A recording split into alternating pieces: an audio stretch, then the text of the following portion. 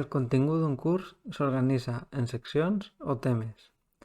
Un curs acabat de crear tindrà una secció general amb el fòrum de notícies del curs, que es genera automàticament, i 10 seccions buides.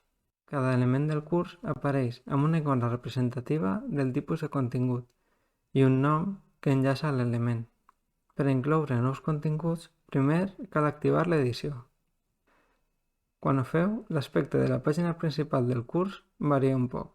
Apareixen diverses icones en les seccions centrals i els blocs laterals.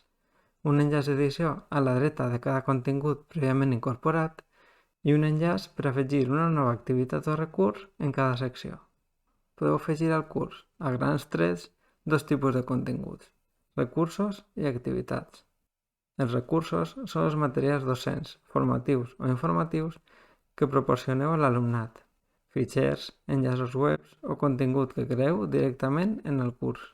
Les activitats són tant exercicis que ha de realitzar l'alumnat de manera individual o grupal, tasques, tallers, qüestionaris, com eines de comunicació per a interaccionar en el curs, com ara consultes o fòrums. Algunes les podeu utilitzar per a presentar informació, però són més potents quan es dissenyen com a activitats d'aprenentatge perquè siga l'alumnat qui crea el contingut, per exemple en glossaris o bases de dades. L'ajuda contextual proporciona informació addicional sobre cada tipus de recurs o activitat. Si utilitzeu assíduament algun recurs o activitat, podeu destacar-lo fent clic a la icona de l'estrela. D'aquesta manera, apareixerà la pestanya Destacats en la part superior on trobareu tots els elements que heu marcat.